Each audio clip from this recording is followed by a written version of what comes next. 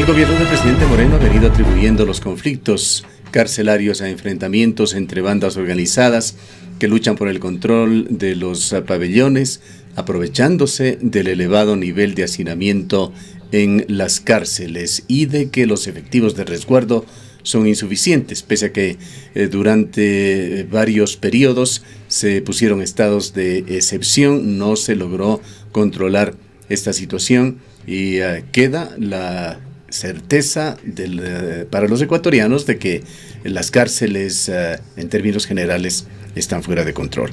Hemos invitado en esta mañana al doctor Javier Martínez, gobernador de la provincia de La Suay, para hablar sobre este tema. También trataremos el tema del coronavirus, qué tan preparados como sociedad y como gobierno estamos para enfrentarlo. Bienvenido, doctor Martínez.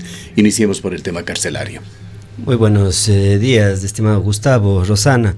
Muchísimas gracias siempre por el espacio que nos brindan acá. Siempre va a ser importante para poder tener ese diálogo directo con la ciudadanía a través de ustedes. Muchas gracias. ¿Qué es lo que se ha avanzado más allá de lo que ha hecho la Fiscalía con respecto al tema de Turi?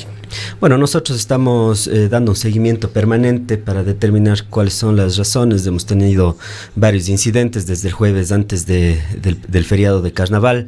Obviamente se ha estado conversando, dialogando e incluso estamos ya con contacto directo con el director general de lo que es el SNAI, o el Servicio Nacional de Atención Integral a Personas Privadas de la Libertad, general Moncayo, para poder determinar acciones importantes, necesarias que se deben tomar acá en el Centro de Rehabilitación Social de Turi para evitar que este tipo de hechos vuelvan a suceder. Más allá de esto, pues la policía, tanto la unidad de contingencia penitenciaria, se ha determinado y se ha coordinado para que realice todas las revisiones y las acciones necesarias.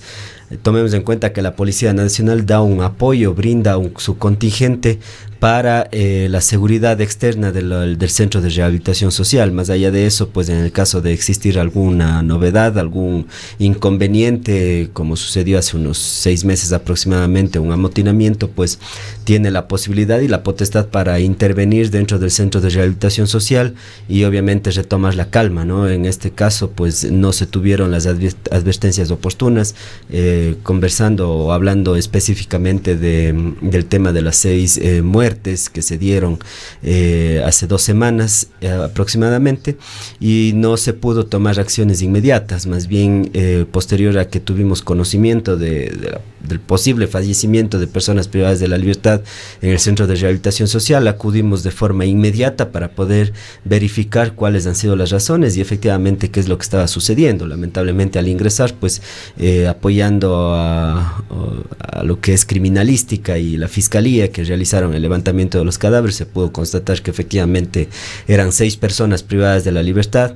En su momento, al realizar el levantamiento del cadáver, pues se pudo identificar que habían ciertas evidencias con las cuales no se podían hablar de suicidios. En ningún momento nosotros manejamos desde el inicio esta teoría de suicidio, sino más bien había agresiones previas, ¿no? Obviamente eso tenía que definirlo ya en su momento las necropsias, las autopsias realizadas a los cuerpos y obviamente la investigación que genere Fiscalía. Una pregunta, doctor Martínez, que es fundamental, que nos preguntamos los cuencanos: ¿por qué no ha hecho presencia aquí la ministra Romo? ¿No considera esto un caso lo suficientemente grave como para involucrarse en la debida forma para investigarlo? Bueno, desde el momento que sucedieron estos hechos, estuvimos en contacto con la ministra María Paula Romo. Más allá de eso, ha prestado y ha brindado todo el apoyo a través de Policía Nacional para que se investiguen estos hechos, para que se pueda tomar acciones y tratar de evitar que esto nuevamente vuelva a suceder. Tomemos en cuenta que el Ministerio de Gobierno no es el directamente involucrado en el control de los centros de rehabilitación social. Sí, pero hay un tema también, incluso que tiene que ver con gobernanza, con gobernabilidad, con esta situación tan grave que ha venido dándose en los centros carcelarios. Y es un asesinato masivo lo que se ha dado en esta ciudad. Algo tendrían que dar autoridades de primer nivel. Claro, porque además entendemos que en el marco de esta fusión que se dio entre el Ministerio de Justicia y el Ministerio de Interior, es justamente en este contexto en el que el Sistema Nacional de Rehabilitación Social se incluye, se incorpora, y digamos la cabeza visible a nivel de gobierno es la Secretaria de Estado María Paula Romo, y aquí a nivel de la coordinación zonal Giovanni Palacios, a quien tampoco le hemos visto ni le hemos escuchado un pronunciamiento respecto de este tema.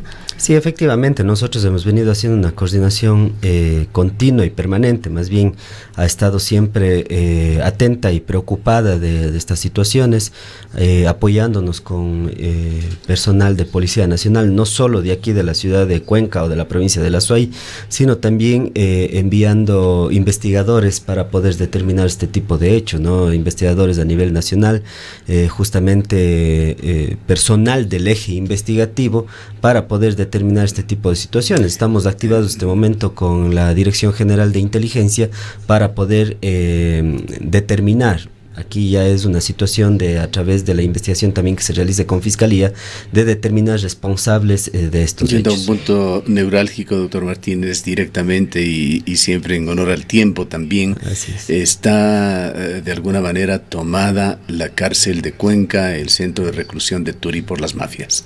Bueno, lamentablemente parte del sistema penitenciario, no solo aquí en el Ecuador, sino a nivel mundial, también tiene estas situaciones, ¿no? Lamentablemente la pugna por el territorio, por poder tener o poder acarrear mayor parte de poder dentro de los centros por parte de grupos, de organizaciones delictivas, pues lleva a que se den este tipo de agresiones, este tipo de acciones.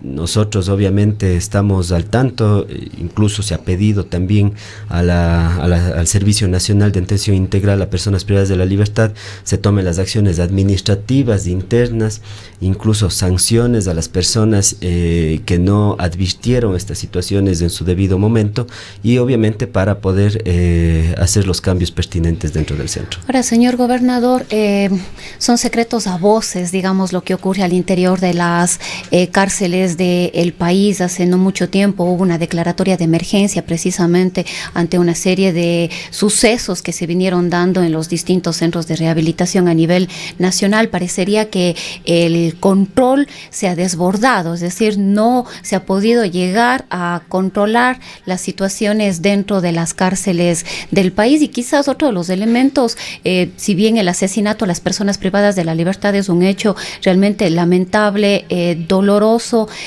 terrible, sin embargo vimos otra situación durante los días de carnaval, y a través de unos videos que se viralizaron, sobre todo a través de las redes sociales, cuando los privados de la libertad aquí en Cuenca hicieron una piscina a vista y presencia, y no fue cuestión de horas. Suponemos que para llenar una cancha de básquet a nivel de casi 1,5 metros de lo que se podía observar de agua, eso toma un tiempo considerable. O sea, no es que fue cuestión de horas que eso se produjo.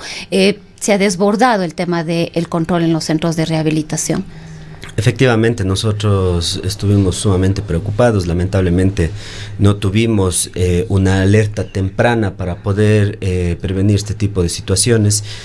Más allá de esto, se trabaja siempre en ejes de tratamiento, que se los llama, para poder generar rehabilitación.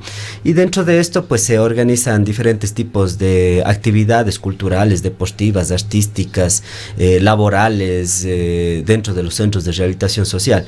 Lamentablemente esta situación desborda por completo, pues no es algo que pueda realizarse o ejecutarse.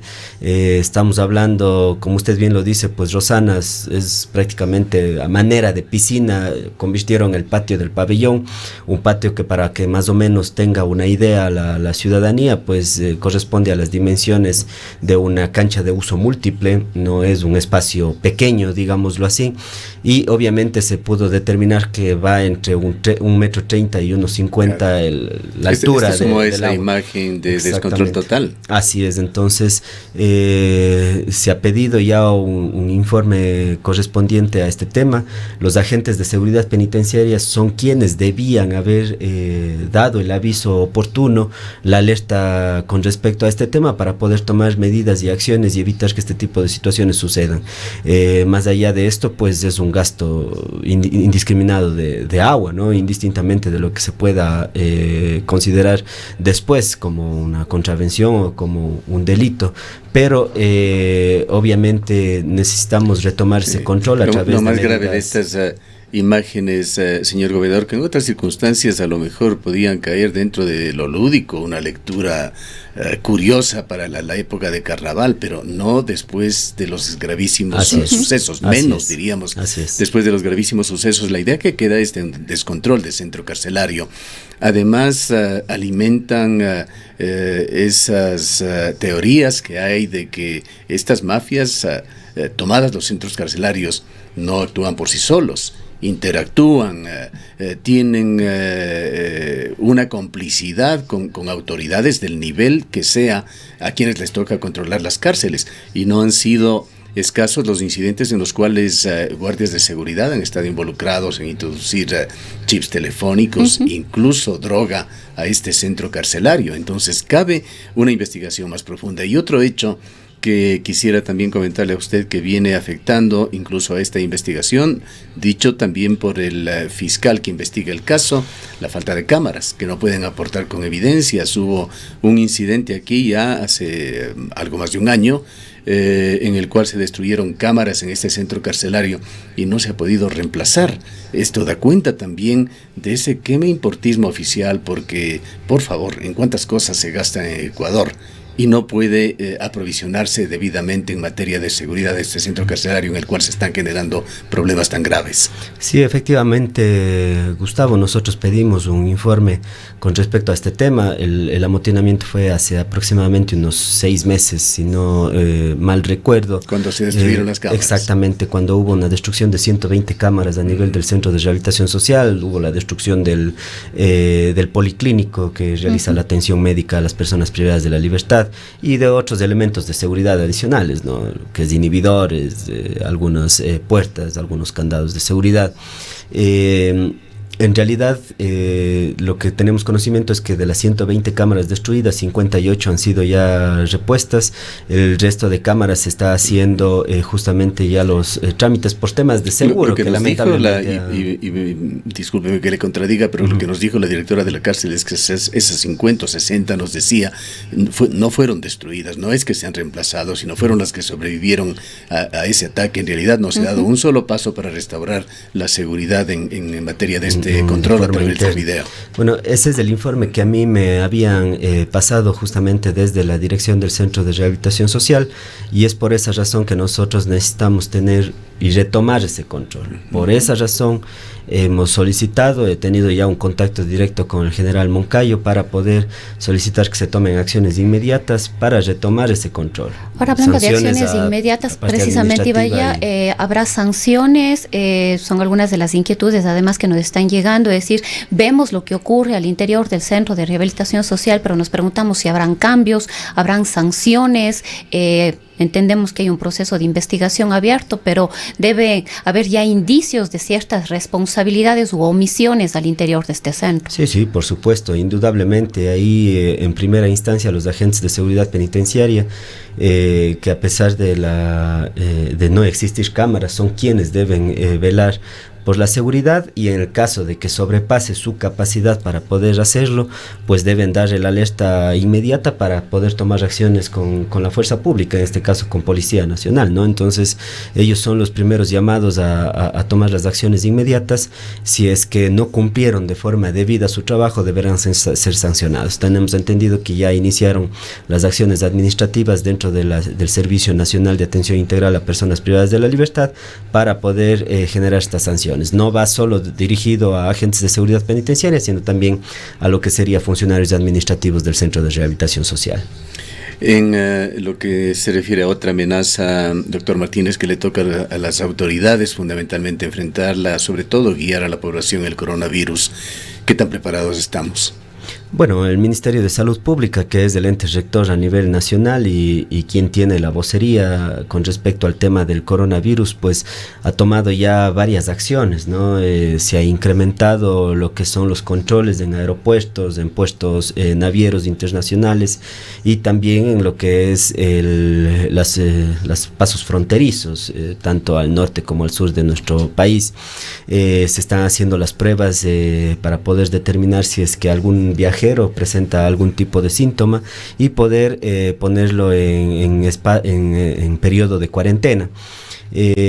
Lamentablemente tuvimos este primer caso el día sábado, que fue reportado, de una persona de aproximadamente 70 años de edad, lamentablemente portadora de este virus que ha sido importado, por decirlo de alguna manera, hacia nuestro país.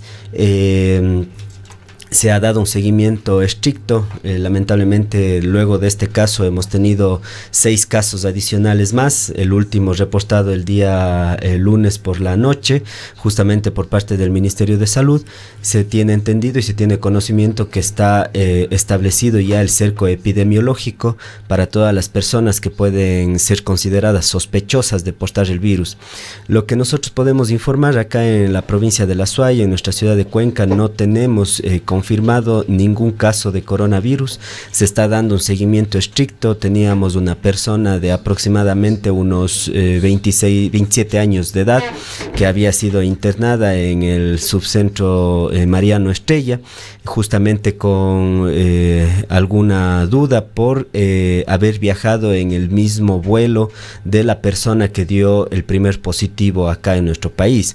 Se hizo el seguimiento, se hizo el rastreo, se pudo determinar que no tuvo un contacto directo con esta persona, pero obviamente por prevención y por precaución y por precautelar justamente la seguridad de los ciudadanos, se tomaron estas medidas de prevención. En ese momento, por protocolos de seguridad, se cerró el centro de salud para poder hacer el periodo o iniciar el periodo de cuarentena, y obviamente todos los exámenes necesarios. El día de ayer justamente nos entregaron ya los exámenes definitivos, porque el día domingo, entre el día domingo y el día lunes, se hizo una prueba rápida, dio como negativo, pero se enviaron las muestras a la ciudad de Quito para que con los reactivos que se cuentan, pues se haga el examen definitivo. Se realizó este examen y el día de ayer, aproximadamente a las 3 de la tarde, nos dieron ya el informe final, determinando que el resultado es negativo.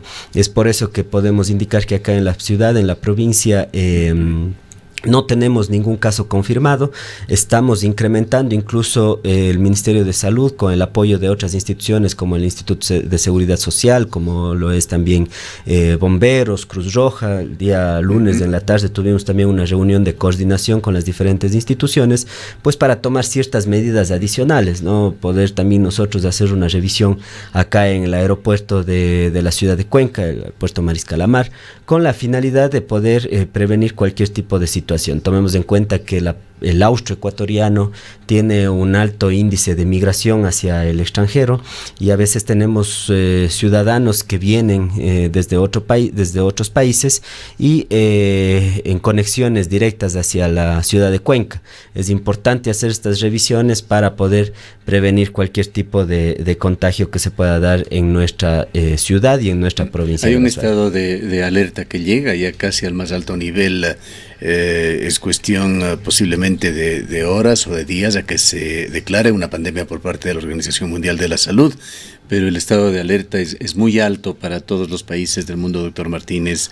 Aquí en la provincia de La Suay, ¿se ha activado el COE provincial? No está activado el COE provincial. Se ha hecho varias recomendaciones por parte de autoridades nacionales. El COE provincial se instalará en el momento, y haciendo el análisis pertinente, en el momento que tengamos algún caso confirmado de coronavirus, no ante casos sospechosos, pero esto no significa que dejemos de tomar las medidas de prevención correspondientes, ¿no? Tenemos activados a todos los servicios de salud a nivel de la provincia de La Suay. Adicionalmente a esto, pues estamos nosotros haciendo diferentes tipos de operativos. Tenemos activado a intendencia, a jefes políticos, tenientes políticos y comisarios, haciendo diferentes tipos de revisiones en lo que son farmacias, supermercados, centros comerciales. El día de ayer trascendía que la entidad principal portadora de información para la ciudadanía sería la Secretaría de Riesgos. Sí, efectivamente, en el caso de que tengamos algún incidente, la Secretaría, pero el vocero oficial el vocero oficial para dar cualquier tipo de información con respecto al coronavirus es el Ministerio de Salud. Es exclusivamente el Ministerio de Salud y obviamente a la cabeza la ministra Catalina Andramuño. Más allá de eso, las otras instituciones generan coordinación para tomar acciones ya en cada uno de los territorios de acuerdo al tipo de emergencia que tengamos. Estamos haciendo una revisión, hemos visto ya escasez.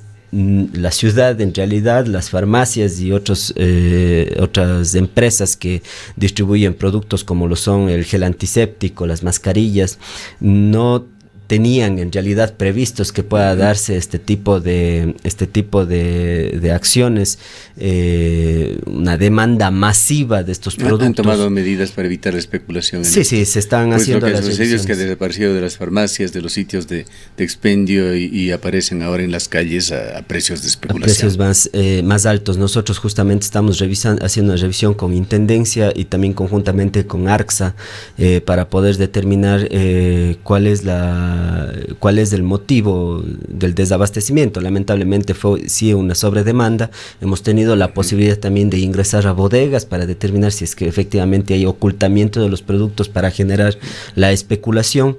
Estamos haciendo esas revisiones de forma periódica y constante. Lamentablemente con el tema de mascarillas, las mascarillas son productos importados. No tenemos una producción nacional que nos pueda abastecer de forma inmediata.